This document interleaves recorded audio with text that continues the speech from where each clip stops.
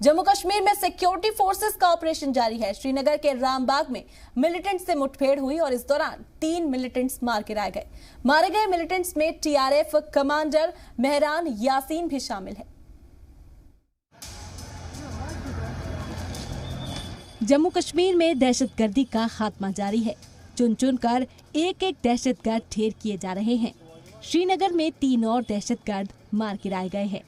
श्रीनगर के रामबाग इलाके में दहशतगर्दों से मुठभेड़ हुई। इस एनकाउंटर में सिक्योरिटी फोर्सेस ने 3 दहशतगर्दों को मार गिराया।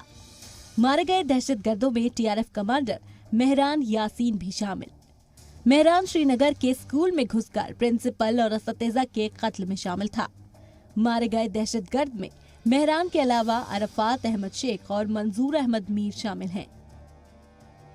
श्रीनगर के जामलाता के रहने वाला मेहरान ने ही पिछले दिनों स्कूल प्रिंसिपल सुपिंदर कौर और एक कश्मीरी पंडित टीचर को निशाना बनाया था।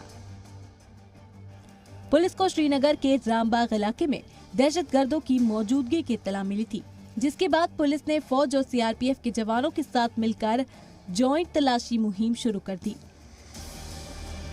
सिक्योरिटी फोर्सेस के बीच घिरते देख दहशतगर्दों ने फायरिंग शुरू कर दी, जिसके बाद जवाबी कार्रवाई में 3 दहशतगर्दों को मार गिराया गया।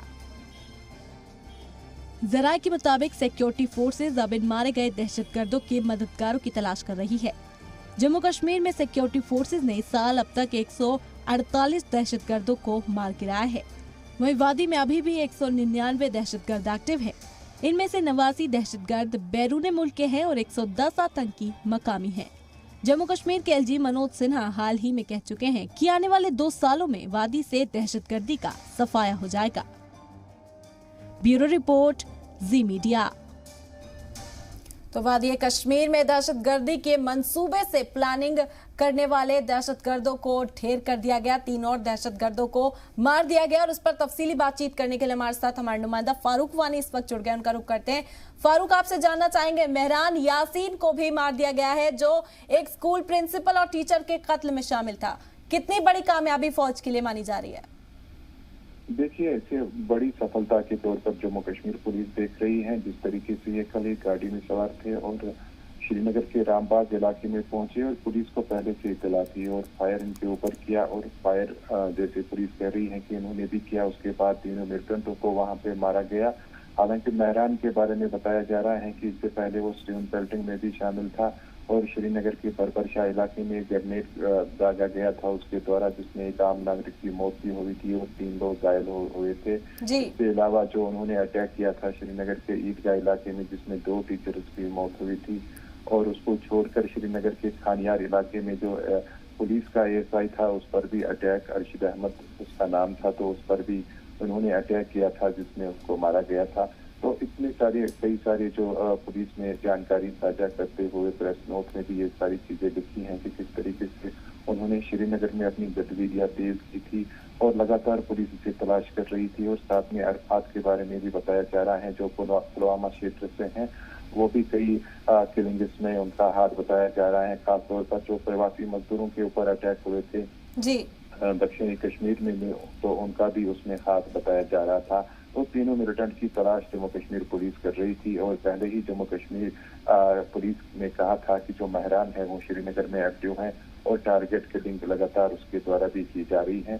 तो तब से लेकर पुलिस ने अपनी सिक्योरिटी विंग को काफी मजबूत किया था और काफी सक्रिय किया था, जिसके बाद ये सफलता उन्हें मिली, जिसमें 3 मिलिटेंटों को जो है फिलहाल कल शाम न्यूट्रलाइज किया गया और जम्मू कश्मीर पुलिस के जितने भी अधिकारी हैं उन्होंने इसको एक बड़ी सफलता के तौर पर उसे देख रहे हैं। तो 3 दहशतगर्दों को ढेर कर दिया गया फारूक, लेकिन फौज की जानिब से एक और अहम जानकारी दी गई है कि कहीं ना कहीं अभी 199 दहशतगर्दों के छिपे होने की अब भी खबर है कि अपने मुल्क और बैरूने मुल्क से यहाँ 199 दहशतगर्द और छिपे हुए हैं। वहीं अगर एलजी मनोज सिन्हा की बात करें तो उन्होंने साफ तौर पर कहा था कि 2 साल के अंदर दहशतगर्दी का खात्मा हो जाएगा वादी कश्मीर से।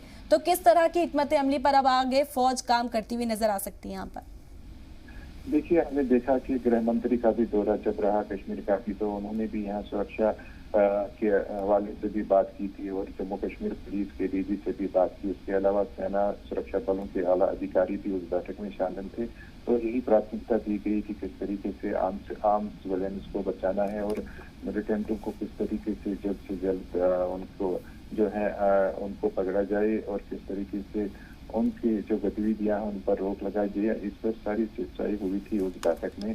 उसके बाद हमने देखा जिस तरीके से सबसे बड़ा चैलेंज अभी श्रीनगर में जो टारगेट किलिंग थी तो उसको रोकना था, तो उसमें जम्मू कश्मीर पुलिस फिलहाल कुछ हद तक सफल हुई है और पुलिस इसको देख रही है अभी भी कि कहीं ना कहीं जो छोटी मोटी घटनाएं श्रीनगर में हो रही हैं उनको कैसे रोका जाए और क्या क्या चीजें उसके पीछे हैं। तो इसके बहुत बड़ी सफलता के तौर पर देखा जा रहा है और 144 मिलिटेंट पहले ही अब तक मारे गए हैं जो विभिन्न जो एनकाउंटर्स हुए हैं कश्मीर घाटी में। और 2020 की अगर हम तुलना करें तो उससे कम अभी तादाद है, क्योंकि 207 मिलिटेंट मारे गए थे 2020 में और अभी 144 मिलिटेंट मारे गए हैं। और जी, तो फौज की जो कार्रवाई है वो मुसलसल जारी है। दहशतगर्दों को ढेर करने का जो सिलसिला है वो फौज की जानिब से मुसलसल जारी है। बहुत बहुत शुक्रिया फारूक, तमाम मालूमात हम तक पहुंचाने के लिए। नाज़रीन, जम्मू कश्मीर में दहशतगर्दी के खात्मे का काम जोरों पर है, लेकिन दहशतगर्द वादी में अपने घिनौने मंसूबों को अंजाम देने के लिए नए नए तरीके अपना रहे हैं। पकड़े गए दहशतगर्दों के मददगारों ने बताया कि दहशतगर्द अब ऐप्स के जरिए दरअंदाजी की कोशिश कर रहे हैं। ये रिपोर्ट देखिए। जम्मू कश्मीर में ऑपरेशन ऑल आउट के जरिए आतंक का सफाया तेजी से चल रहा है। दहशतगर्दों और उनके मददगारों का चुन चुन कर हिसाब हो रहा है, लेकिन अपनी आदत से मजबूर दहशतगर्द बार बार हमले के नए रास्ते तलाश लेते हैं। और इस बार दहशतगर्दों ने घुसपैठ के लिए ऐप्स का इस्तेमाल करना शुरू कर दिया है। जराये के मुताबिक फौज ने दहशतगर्दों के जिन मददगारों को गिरफ्तार किया उन लोगों ने ये मालूमात दी।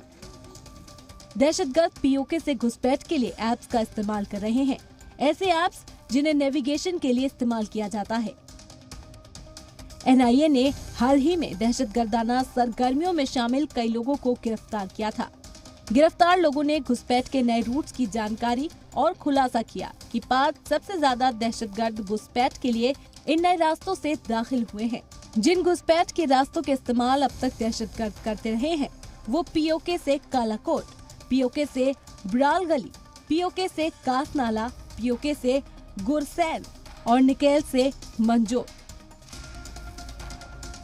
जरा के हवाले से खबर है कि बालाकोट में हुए इंडियन एयरफोर्स के एयर स्ट्राइक के दौरान भी जैश ए मोहम्मद के बालाकोट के कैंप पे ऐसे कंट्रोल रूम की मालूमात आई थी, जिसमें ये खुलासा हुआ था कि दहशतगर्दों को घुसपैठ के लिए ऐप के जरिए मदद की जा रही है। जम्मू कश्मीर में दहशतगर्द अपने पैर जमाने की पूरी कोशिश कर रहे हैं, लेकिन फौज की मजबूत कार्रवाई के आगे वो मंसूबे धरे के धरे रह जाते हैं और हिंदुस्तान में घुसपैठ करने की इस नए तरीके का भी वही होगा जो बाकी तरीकों का हुआ है। ब्यूरो रिपोर्ट, जी मीडिया। बता दें, कोरोना के बढ़ते मामलों को देखते हुए जम्मू जिला इंतजामिया ने एक हुक्म जारी कर कहा है कि होटलों और बैंक्वेट हॉल में रात 10 बजे के बाद शादी तकरीब या कोई भी प्रोग्राम का इनेकाद नहीं हो सकेगा। अगर कोई भी ऐसा पाया गया तो होटल और बैंक्वेट हॉल को सील कर दिया जाएगा और मालिकों पर भी जुर्माना होगा। आपको बता दें कि जम्मू कश्मीर में 1684 कोरोना केसेस एक्टिव है। बुध को रियासत में 174 नए मामले दर्ज हुए, जिनमें से जम्मू डिवीजन में 25 और 149 कश्मीर डिवीजन के हैं।